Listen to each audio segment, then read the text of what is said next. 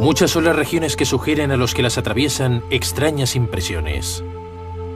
Los paisajes extraordinarios de la región del Verdon en Francia son visitados cada año por miles de personas mientras esconden una historia fabulosa donde la leyenda a veces roza la realidad. El gran secreto de los templarios.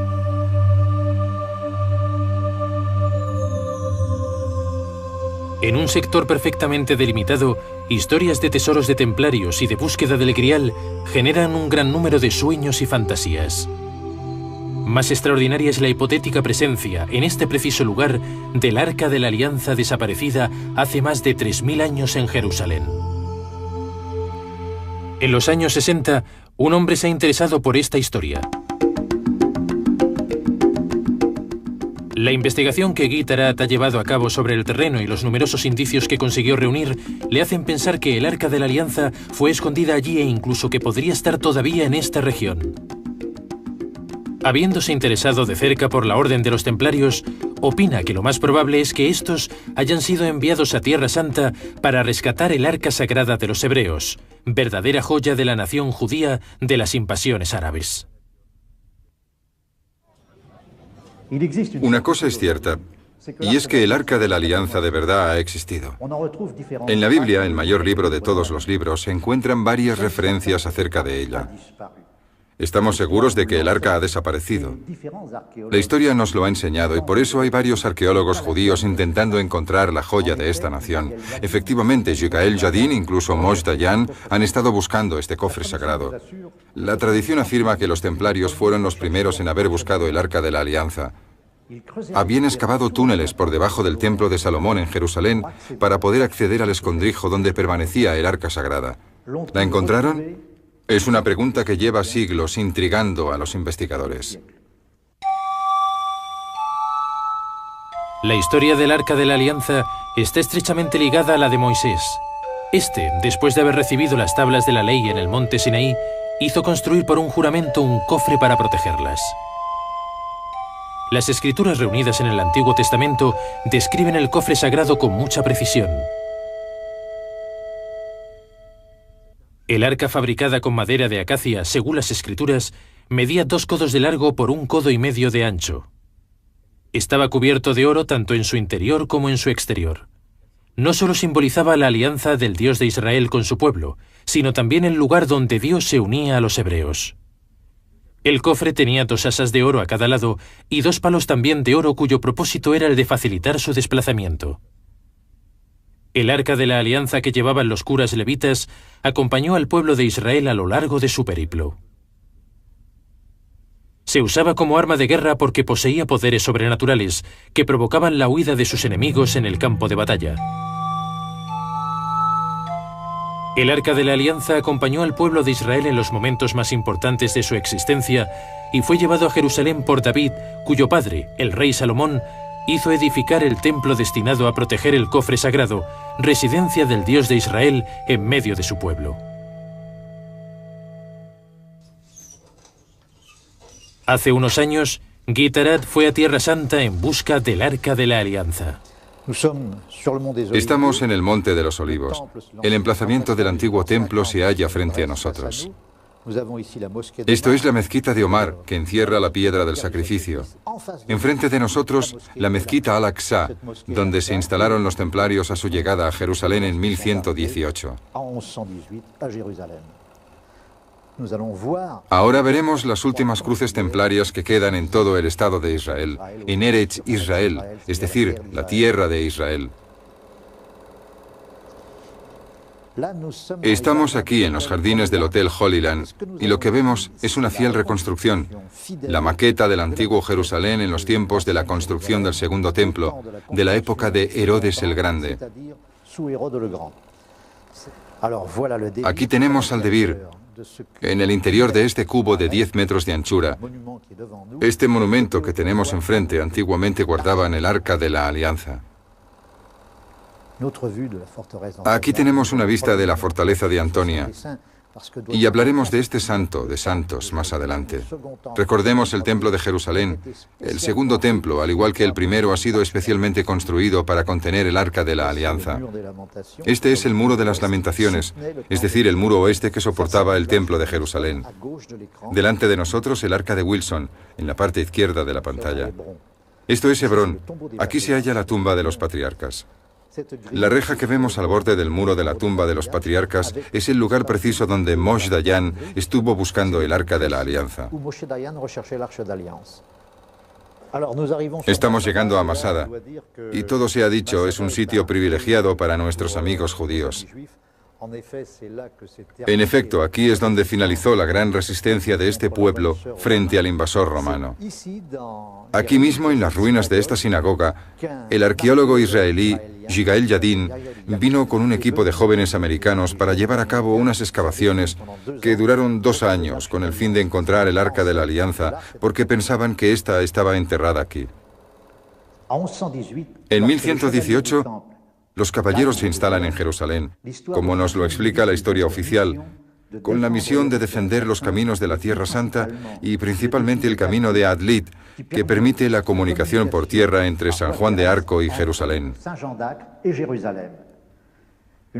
Una versión más discreta, por no decir secreta, afirma que los templarios fueron enviados en misión por los rabinos de Champagne para ocupar una plaza en particular del antiguo templo de Salomón, instalarse allí, se quedarán 9 años, y excavar en las ruinas de este antiguo templo para encontrar el Arca de la Alianza, que os recuerdo contiene las tablas de la ley, la varilla de Aarón y el vaso en el que los judíos habían dejado el maná del desierto. Durante 9 años los templarios se establecieron cerca de la mezquita Al-Aqsa, que bautizaron Templum Solomonis, el templo de Salomón, mientras los cruzados ocupaban el emplazamiento de la roca del sacrificio que llamaron Templum Dominis, el templo de Dios. Aquellos templarios pasaron por los establos de Salomón, cavando zanjas por debajo de la antigua construcción, por lo que sabemos el templo era una maravilla arquitectónica, y van a buscar la joya de la nación judía que dicen está escondida debajo del templo. La fantástica aventura de los templarios empieza al mismo tiempo que la de las cruzadas. Cuando en 1095 el Papa Urbano II predica por la defensa de los lugares sagrados amenazados por las invasiones árabes, los grandes señores de entonces y sus caballeros parten a la reconquista de las tierras cristianas orientales. Jerusalén está amenazada y con ella toda la historia cristiana corre peligro. El Santo Sepulcro, los caminos del Calvario y de la Pasión de Cristo corren el riesgo de ser apropiados por los caballeros árabes.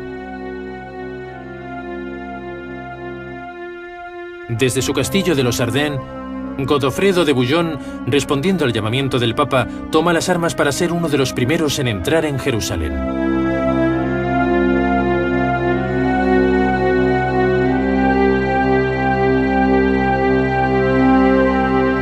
Tras un largo periplo hacia el oriente, los francos descubren por fin la Ciudad Santa, el mayor propósito de su viaje. Pero la toma de Jerusalén es larga y sangrienta. Los ejércitos francos, llevados por su fe cristiana, se enfrentan durante varias semanas a los soldados musulmanes. Las cruzadas prosiguen y la nobleza occidental viene a repartirse los nuevos territorios conquistados. Las batallas siguen una tras otra alternando gloriosas victorias y sangrientas derrotas. En aquella época, una serie de órdenes monásticas un tanto especiales empiezan a aparecer. Los hospitalarios son monjes jinetes que se dedican a curar y reconfortar a los enfermos y a los peregrinos. Y los templarios, monjes soldados, los escoltan y se unen al combate contra los sarracenos. Estamos en el año 1118, es decir, 20 años después de la creación del reino cristiano de Jerusalén. En la ciudad de Troyes, en Champagne, 9 caballeros se van a convertir en la raíz de la orden militar que hará temblar tiaras y coronas. La Orden de los Templarios, una de las órdenes más importantes de Tierra Santa en el campo militar. ¿Por qué toman el nombre de templarios? Simplemente porque se establecen sobre las ruinas del antiguo templo de Jerusalén, el templo de Salomón. Los templarios, inicialmente llamados los pobres jinetes de Cristo, son a la vez monjes y soldados. Instalados en el emplazamiento del antiguo templo de Jerusalén, su vocación oficial es la de defensa de los peregrinos. Pero rápidamente, a medida que crece su organización, se ven obligados a estructurarse adoptando un estilo de vida muy estricto, inspirado en San Bernardo. A partir de entonces, para poder entrar en la Orden del Temple, uno debe hacer voto de castidad, pobreza y obediencia.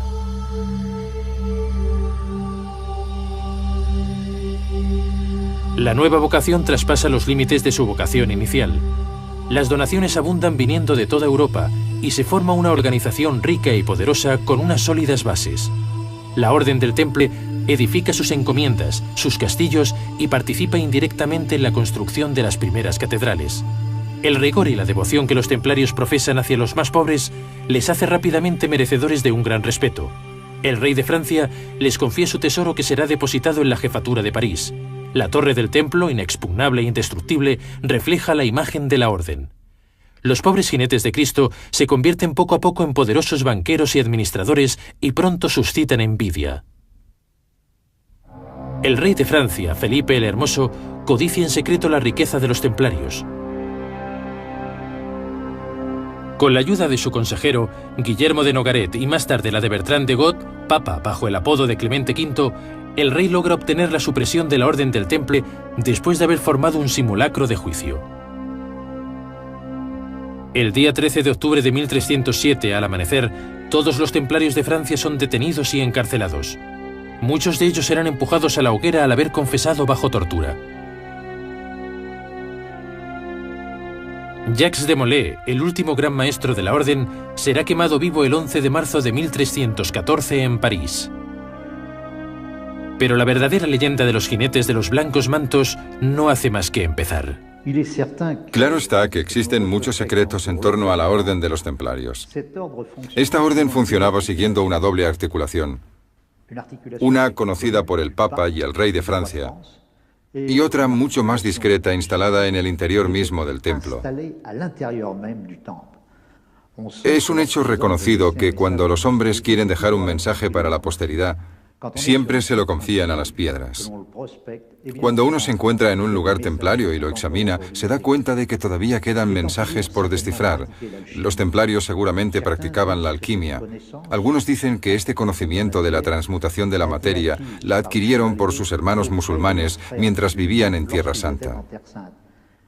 Cabe recordar que el Islam había hecho florecer en aquella época una fantástica civilización. Pero creo que deberíamos relativizar. No podemos atribuirles a los templarios todos los tesoros del mundo. Los templarios han sido ricos, riquísimos. Han sido prestamistas, banqueros, poseían 12.000 casas y encomiendas en suelo europeo. Pero de eso a pensar que cada encomienda esconde un tesoro es ir demasiado lejos. Pasa lo mismo que cuando uno evoca el famoso Baphomet. ¿Qué era el Baphomet? Si prestamos atención a los textos relativos a la Orden del Templo, donde leemos los interrogatorios hechos a los templarios bajo tortura, vemos que algunos hacen referencia a una cabeza. Creo que hay que ser prudente y quizá debamos analizar el término Baphomet en su verdadera esencia, lo cual significa el bautismo por el fuego. Y esto nos dirige hacia el Pentecostés de los católicos, cuando las lenguas de fuego bajan sobre los discípulos y les proporcionan el conocimiento de las lenguas y la sabiduría. El tal Baphomet venerado por los templarios podría ser precisamente esta gran sabiduría que habían adquirido y que les había dado el poder sobre todos los que les rodeaban con una gestión iniciática que todavía no se ha superado.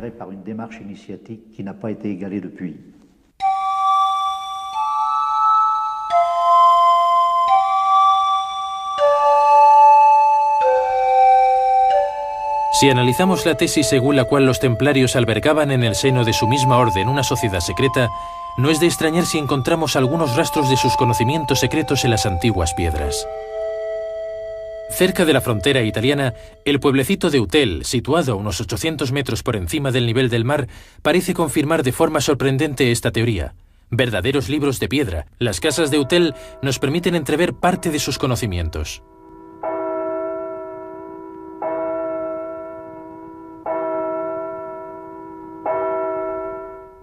Todo apunta a que han existido una serie de sociedades secretas en este pueblo de la montaña. Los mismísimos templarios han grabado su presencia con numerosas inscripciones y símbolos. Aunque no exista ninguna arquitectura templaria propia, por así decir, sí subsiste un lenguaje cifrado perfectamente comprensible por los conocedores. De forma que los jinetes del temple podían comunicarse mensajes secretos con la mayor seguridad. Estamos aquí frente a la casa de los templarios de Utel y descubrimos en esta placa que representa a los ángeles de grandes manos, un verdadero trabajo simbólico que nos legaron los jinetes de los blancos mantos.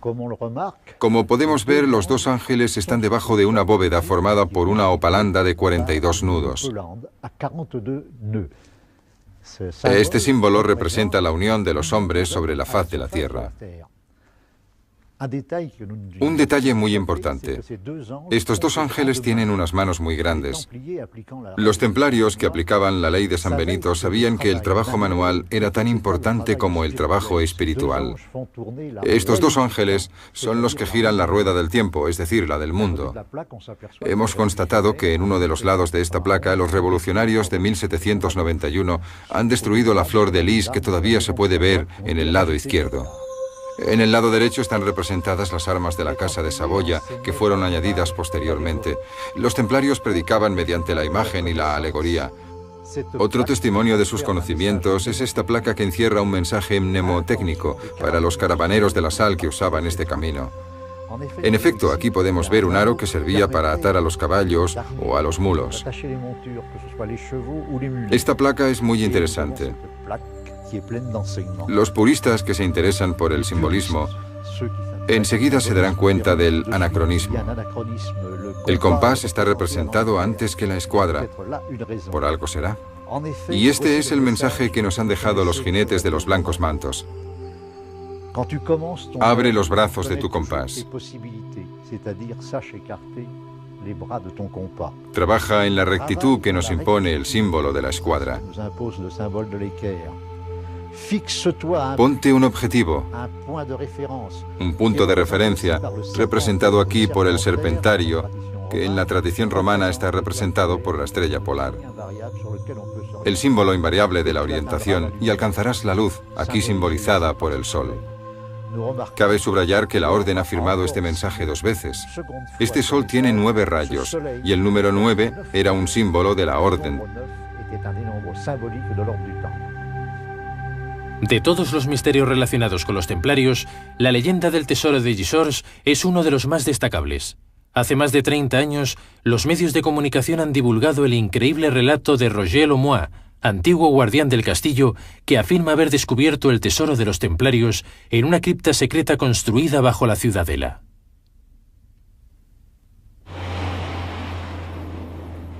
En Rennes-le-Château, al sur de Francia, otra leyenda, más extraordinaria todavía, continúa haciendo soñar a los cazatesoros.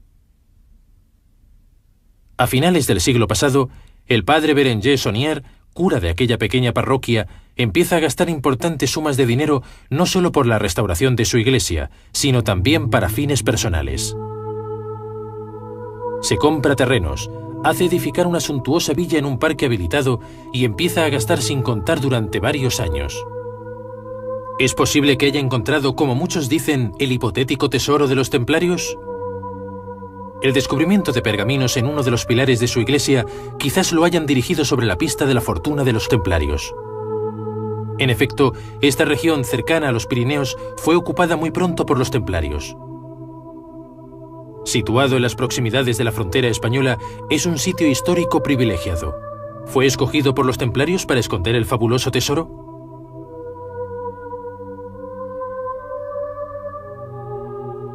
Otra coincidencia destacable es la presencia a escasos kilómetros de Rennes-le-Château de la casa natal de Nostradamus, en la que un arca de la Alianza parece haber sido grabada. Otra vez, la presencia de numerosos símbolos parece indicarnos una nueva pista a seguir. Existe una historia de tesoros más extraordinaria, pero menos conocida, la historia de Valcros. Estamos en el Haut Bar, en plena zona templaria, y aquí vamos a encontrar rasgos del Arca de la Alianza que nos conducen hasta un personaje extraordinario, Georges Marcola. En 1918, en Polonia, un joven llamado Georges Marcola descubre por casualidad en la biblioteca de su abuelo un trozo de papel que comporta un extraño mensaje. En las construcciones subterráneas del viejo castillo de Val-de-Croix se halla el tesoro de la Orden de los Templarios. Ve y búscalo. El santo y la verdad te indicarán el camino.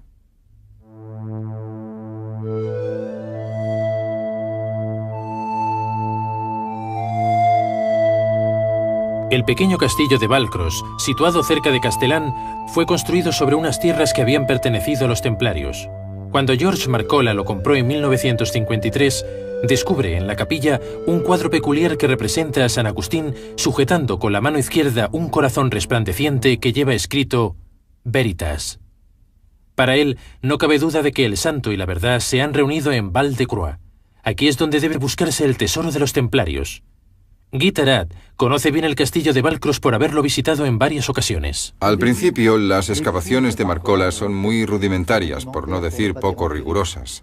Se rodea de zahoríes y de radiestesistas para sondear el terreno. Después de numerosas búsquedas en vano, Marcola se desespera. Unos años más tarde, en 1960, conoce al ingeniero Alfred Baysen, quien le propone poner a su disposición los medios apropiados para hacer investigaciones mucho más pragmáticas en el terreno.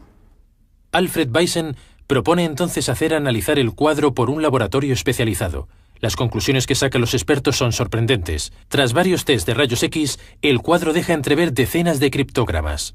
En realidad, según Baysen, este cuadro representaba una carta de la región del Verdón y la mención de numerosos lugares.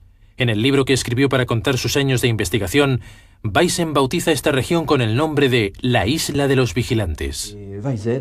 Parece que Baysen ha destacado que, elevándose en el espacio, se podía distinguir desde el aire la posición sobre la Tierra de un zodíaco gigante trazado por unas civilizaciones antiguas. Hay gente que lo ha averiguado recopilando mapas, aventurándose sobre el terreno, etc. Pero no logramos encontrar el rastro del famoso zodíaco, aunque es un descubrimiento acreditado por varios esotéricos. Paul Amorós conoce esta región mejor que nadie. Se instaló hace 15 años cerca del castillo de Valcros y se pasa el tiempo dando largos paseos por la montaña y trabajando de molinero y de panadero. El molino de Soleis, donde él vive, es el último molino de harina activo en el sur de Francia.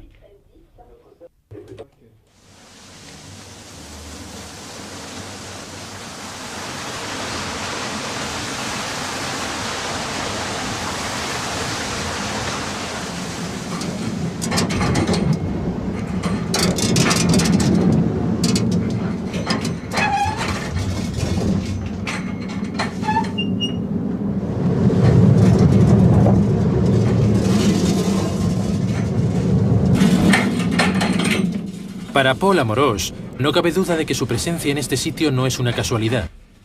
Él también desea aportar respuestas a los misterios que rodean su región. Sin embargo, no comparte por completo la tesis de Alfred Baysen, aunque esté convencido de que algunos lugares presentan unas características muy especiales. Al parecer hay un corazón encuadrado por unas vías de entrada, y los que saben leer los textos o los que saben orientarse en el terreno pueden descifrar algunas codificaciones. Baysen es uno de ellos. Ha sentido las vibraciones, ha intentado traducirlas, transmitirlas a los demás para entrar en el seno del corazón. Su famoso tesoro. Es cierto que sobre el terreno, algunas rocas tienen formas enigmáticas y de momento no tenemos respuestas. También es cierto que otras capillas rodean el lugar y que otras fortalezas disimuladas sobre el pilar rocoso parecen proteger el sitio. Es cierto que aquí tenemos un lugar llamado Los Vigilantes, y al acercarse a él, el que preste atención puede descubrir rocas en la montaña. El perfil de estas rocas dibuja de manera muy clara el perfil de hombres, de gigantes, de hombres de piedra. Este es el vigilante de piedra de aquí. Nos hemos dado cuenta de que seguramente hace varios siglos que el yacimiento es frecuentado por hombres que habrían venido inspirados por una fuerza espiritual o esotérica. Otros por unos conocimientos transmitidos entre los expertos. Y otros atraídos no se sabe por qué razones, pero con el fin de habitar este lugar, en el pasado y en el presente. para velar y preservar el lugar. Pero, ¿para preservarlo de quién? Preservar el lugar. Cierto es que al no haber dado resultados la manera suave empleada por ciertos investigadores como George Marcola, otros como Alfred Weissen no han vacilado en usar la manera fuerte. Efectivamente, las excavadoras y la dinamita son más rápidas para llegar a la fortuna de los templarios. Hemos encontrado al señor Duval, que tenía una empresa de excavación en los años 60. Él fue el primero en haber sido solicitado por Weissen para efectuar las excavaciones alrededor del castillo de Valcross. Era en el año 1966. Él nos pidió trabajar en Valcross. Nos hizo firmar una carta y nos prohibió hablar de lo que hacíamos para intentar descubrir el tesoro de los templarios, o bien archivos de antaño. Entonces llegamos a un acuerdo y empezamos a excavar en Valcross. Según los sondeos, habían cavidades subterráneas. ¿Cuevas, tal vez? Me extrañó porque es muy raro descender a 18 metros bajo tierra sin encontrar el menor rastro de rocas. Como terraplenador no lo veo normal. Él sabía lo que buscaba, y en aquella época recuerdo que mientras cavábamos esta gran zanja, había un avión que volaba por encima de nosotros. Era un avión del ejército. Malraux, el ministro de Cultura por entonces, había mandado una carta a Weissen diciéndole que en caso de que se encontraran archivos, habría que detener las excavaciones y llamarle. Así que nos estaban vigilando. Las excavaciones para hallar el tesoro de los templarios podrían haber seducido en aquella época a los habitantes de la región. En cambio, el saqueo de la montaña no debía ser del gusto de los amantes de la naturaleza. Cuando alguien llega y empieza a destrozarlo todo, la gente del país y los pastores se preguntan, ¿a qué ha venido? Como decimos aquí, ¿qué fas aquí? Para los templarios o para el resto, a mi parecer, el que debe encontrar algo lo encuentra en la vida. Y el que no debe encontrar nada no lo encuentra. Como se dice aquí, bien fall de Savrama. Una cosa es cierta, y es que tenemos capillas templarias por todas partes, y vías romanas y castillos también. La verdad es que es un verdadero crisol.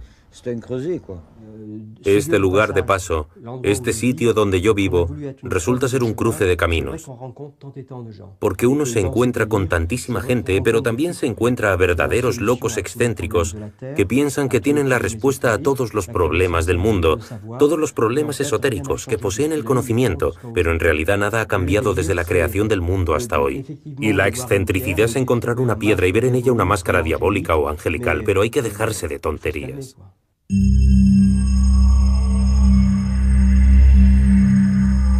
Desde que se instaló en esta región, Paul Amorós ha aprendido a conocer y a respetar la montaña. Si ha decidido traernos aquí, es para que podamos medir hasta qué punto esta historia ha hecho y sigue haciendo soñar a más de un cazatesoros. Este sitio es el resultado del trabajo efectuado por varios investigadores y me impresiona mucho lo que han hecho. Es desmesurado excavar hasta 8 metros de profundidad. ¿Y por qué han hecho este sondeo? Algunos investigadores dicen que debe haber una cavidad subterránea por debajo de este yacimiento llamado la Bastille Blanche, y para mí no es más que un simple aprisco en ruinas. Pues algunos investigadores, por no nombrar a Weissen, pensaban que se trataba de la Tanor, el laboratorio del famoso maestro iluminado de Aviñón, Dom Pernetti. Y ha pensado, si el alquimista ha escondido algo, solo ha podido hacerlo en los subterráneos secretos de la Bastille Blanche. Por eso yo empleo la palabra sondeo, porque el término excavación es un poco excesivo teniendo en cuenta que una excavación arqueológica debe hacerse siguiendo unas reglas y esto se parece más a un saqueo. Yo, y solo hablo en primera persona, querría decir, miren, esto es lo que no se debe hacer.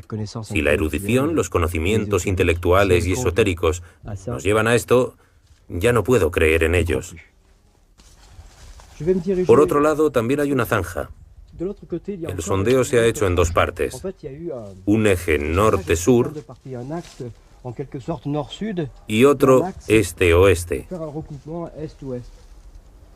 El investigador estaba seguro, mientras rebajaba la tierra, de que encontraría la famosa entrada. Pero no fue así. Una entrada significa tener unas llaves y el cerrajero no debía ser tan bueno.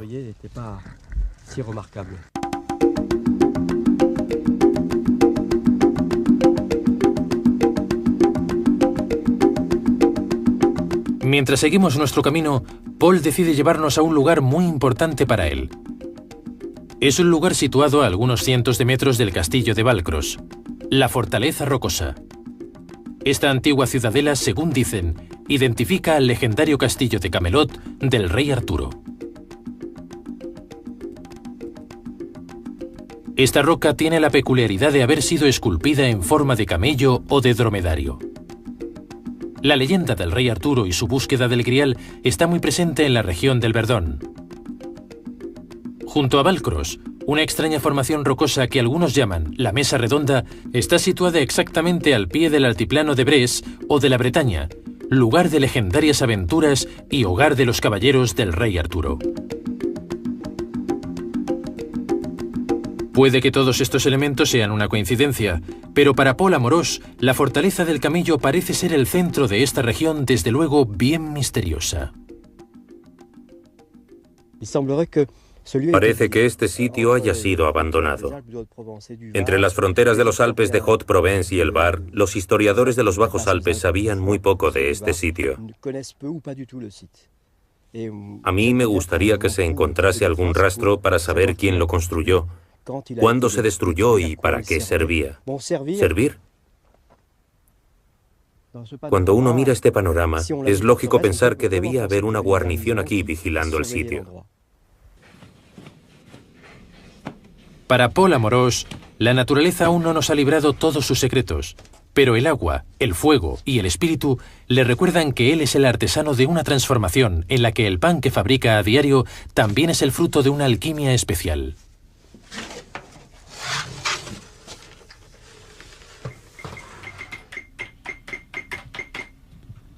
A unos 100 kilómetros de aquí, Guy Tarat se ha interesado por los misterios de Valcros y en particular al cuadro de San Agustín que encontró en la capilla del castillo. Entre las muchas inscripciones o criptogramas que revela el cuadro, la frase que más le ha llamado la atención es la escrita sobre la aureola del santo, de Arca Opus Aaron Arcanae, es decir, los arcanos del arca de Aarón. ¿Se trata tal vez del arca de Aarón, hermano de Moisés, es decir, el arca de la alianza? Es muy probable. Las indicaciones que hemos encontrado en el cuadro de San Agustín evocan el arca de la alianza. Da la sensación de que a lo largo del tiempo y del espacio, una serie de expertos han dejado un verdadero mensaje que nosotros vemos en el terreno, particularmente a unos kilómetros de aquí, en Comps-sur-Artuby.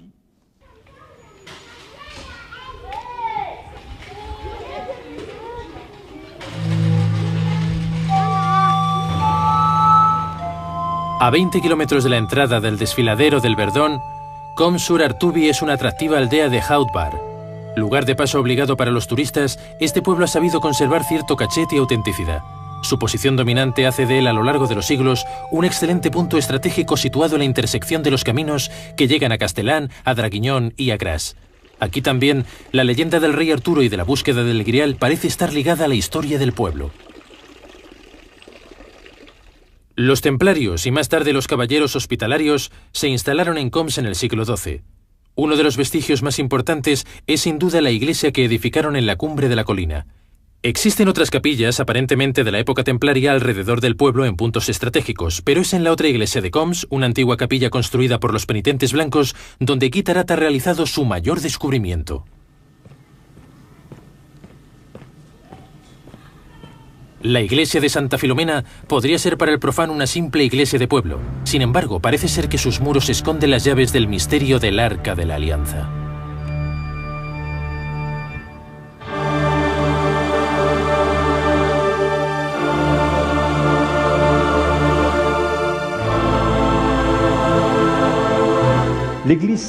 Santa Filomena es una antigua capilla de penitentes. Desde las tinieblas hasta la luz podemos percibir que cada detalle tiene su importancia. Las vidrieras, las estatuas y sobre todo el fresco que está al lado izquierdo del altar mayor y que representa al Arca de la Alianza. Situada encima de la puerta que lleva a la sacristía, el fresco representando el Arca de la Alianza no ha tardado en resistirse al ojo atento de Guy Tarat. Es un motivo que raras veces se encuentra en un lugar sagrado. Aquí, como podéis ver, 2 querubines han levantado la tapa del cofre sagrado y al pie del arca se puede ver el vaso religioso en el que los judíos ponían el maná que caía en el desierto. Justo al lado está la varilla de Aarón. Solo nos falta la tabla de la ley. Sabemos por los textos bíblicos que este cofre sagrado contenía el maná del desierto, la varilla de Aarón y las tablas de la ley.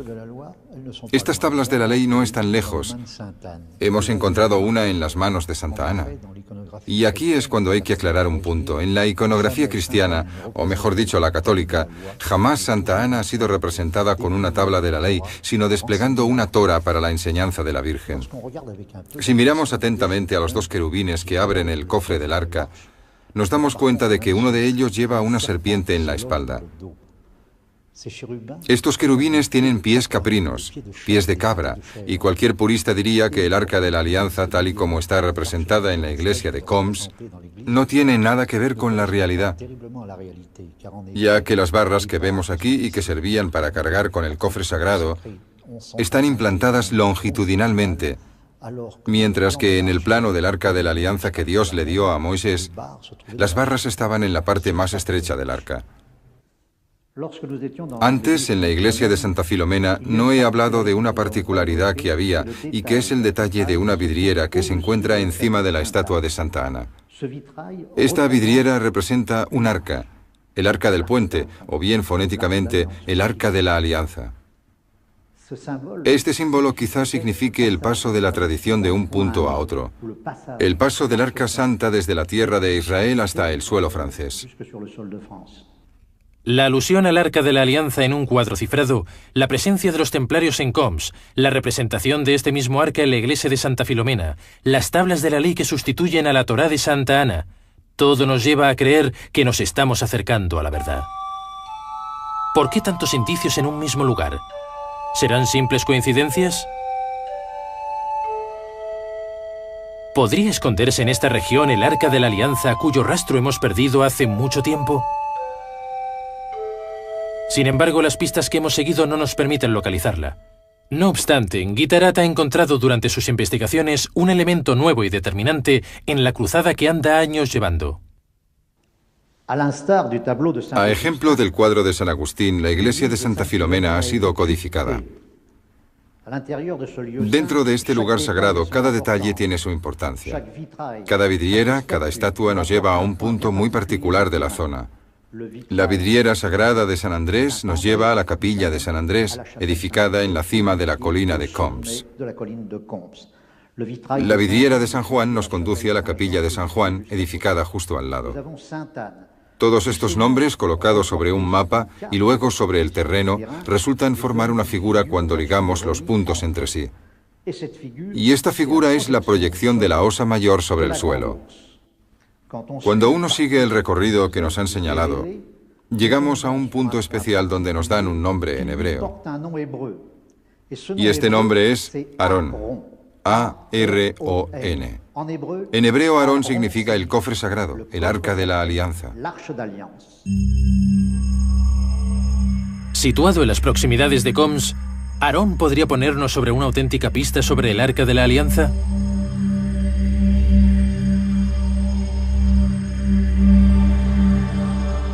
La etimología de esta palabra parece querer indicarnos un camino, y aunque sobre el terreno ningún vestigio nos permita confirmar esta teoría, para Guy Tarat no cabe duda que desprende una atmósfera sagrada.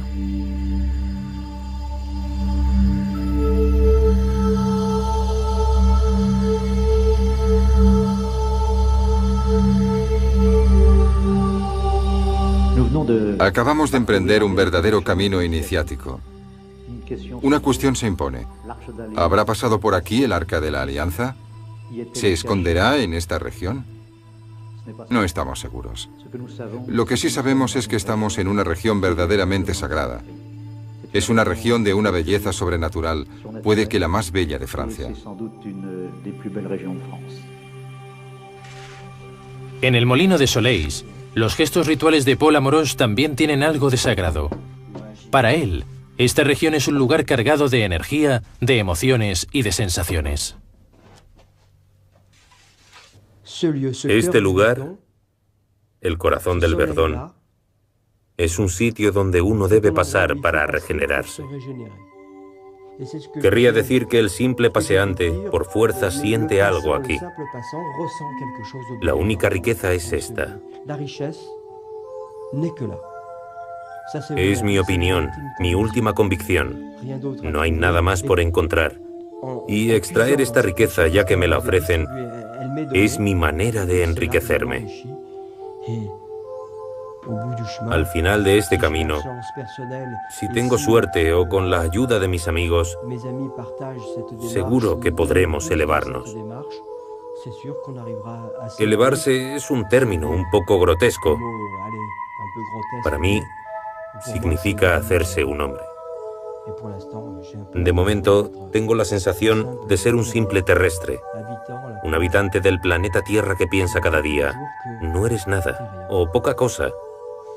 Mientras a veces, cuando me pongo un poco egocéntrico, me da la sensación de ser, junto con todos los demás hombres, el maestro del universo y no un simple terrestre.